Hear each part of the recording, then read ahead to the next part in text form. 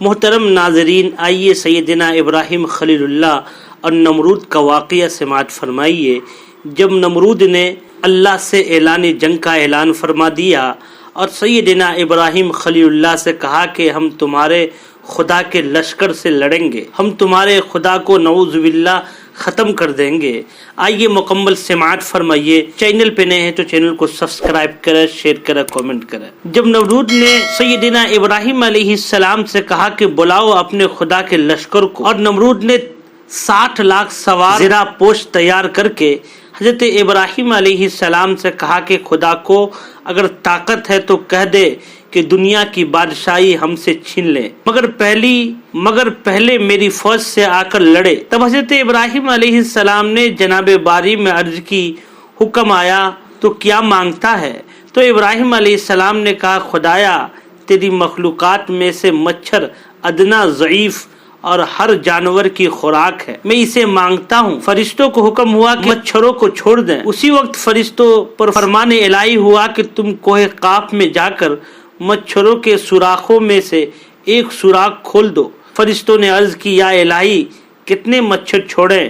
حکم ہوا صرف 60 لاکھ مچھر چھوڑ دو تاکہ ہر ایک سوار کے مقابل میں لشکر نمرود کے ایک ایک ہو جائے۔ تو نمرود اپنی قوت اور شجاعت کو دیکھے اور معلوم کرے کہ فرشتوں نے حکم الہی سے جا کر ایک سوراخ اس میں کھول دیا۔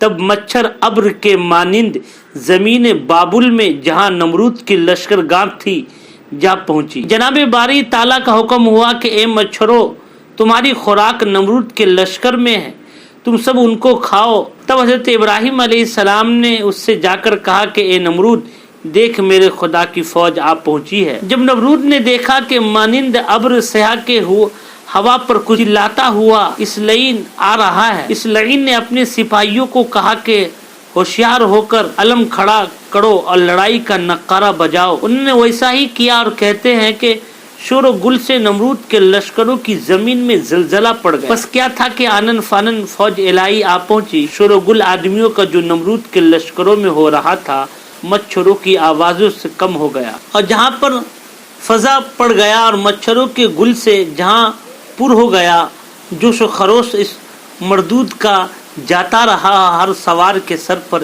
ایک مچھر بیٹھ گیا اور مچھر اپنے ڈنک ان کے سروں پر چبو کر مغز اور گوشت اور پوشت اور رگ و آنت خون سوار سمیت سب کا سب کھا گئے، اور اللہ تعالیٰ کے فضل و کرم سے مچھر ذرا بھی ماندے نہ ہوئے، اور ایک دوسری روایت میں ہے کہ ہڈی تک ان کی کھا گئی۔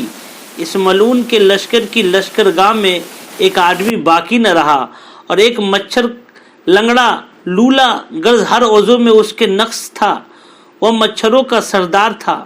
اس نے خدا کی درگاہ میں عرض کی، یا الہا نمرود ملعون کو میرے ہاتھ سے ہلاک کر تو اس کے عوض مجھے ثواب ملے گا۔ بس خدا نے اس کی معروضہ قبول فرما لی۔ جب نمرود مردود اکیلا گھر کی طرف بھاگا اپنی لشکرگاہ سے، تو بالا خانہ میں جرم بابل کے پیٹ کی ایک تشویش کر رہا تھا کہ ہمارا اتنا بڑا لشکر سارے کا سارا مارا گیا اور ہم میں سے کوئی بھی ایک مچھر کو نہ مار سکا، اور وہ سردار مچھر جو لنگڑا اور ایک آنکھ کا کانا تھا اس مردود کے زانو پر جا بیٹھا۔ اسے دیکھ کر اس نے اپنی بیوی سے کہا کہ اس طرح کے جانور آ کر ہمارے سارے لشکر کھا گئے، اگرچہ یہ جانور نہایت ضعیف اور چھوٹے نظر آتے ہیں مگر ہمارے لشکر کچھ نہ کر سکے۔ اور یہ کہہ کر چاہا کہ اس کو پکڑے، اتنے میں وہ مچھر اس پلید کے ناک میں جا گھسا اور دماغ میں جا کر اس کا مغز کھانے لگا۔ وہ مردود اس عذاب میں گرفتار ہوا جس کا چارہ کچھ نہ ہو سکا۔ 40 دن رات اسی طرح پریشانی میں گزرے۔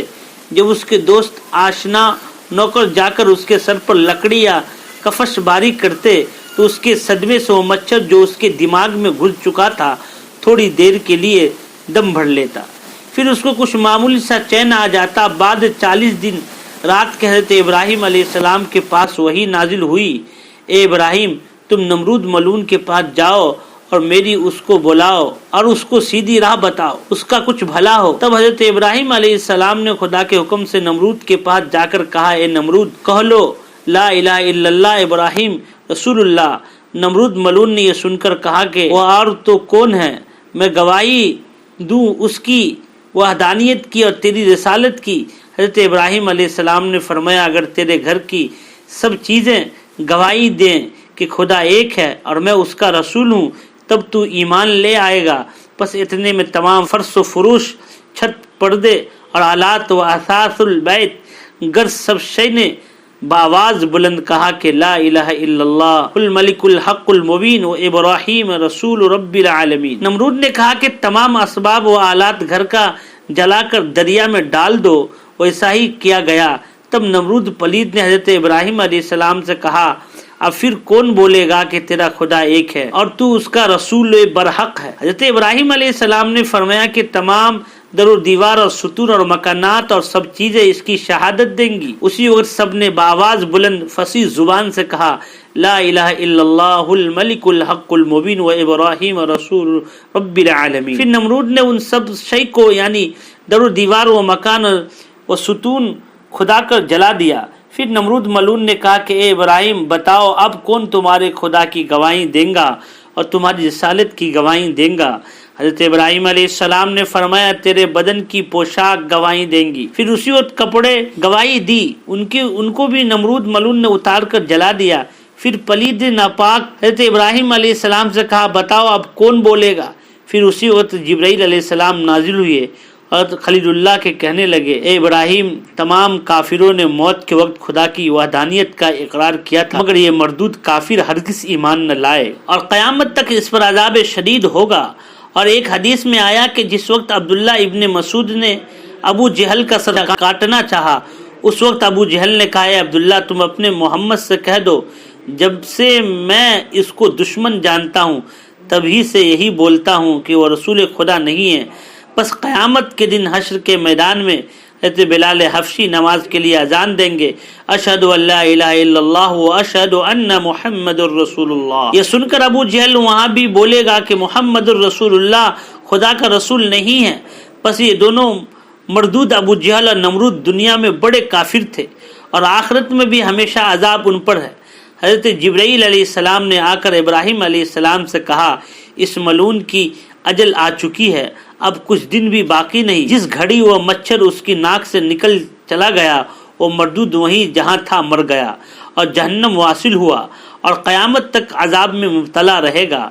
और एक रवायत में है कि नमरूद के सर पर सोंटा मारने के लिए एक नौकर मुकर्रर था।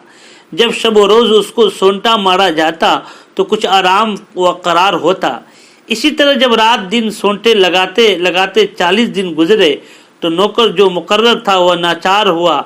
आखिर गुस्सा होकर एक ही दफा जोर से एक सोंटा ऐसा मारा कि उस मरदूद का सर टुकड़े हो गया और उसके सर का पूरा भेजा निकल पड़ा और इसी हालत में उसकी जान निकल गई और वह जहन्नम में दाखिल हो गया और वह मच्छर मगज खाकर काफ़ी बड़ा हो गया था। वह सर के फट जाने से बाहर निकल आया फिर वह भी चला गया। तो नाज़रीन ये हज़रत इब्राहीम अलैहिस्सलाम और नमरूद का वाक़िया।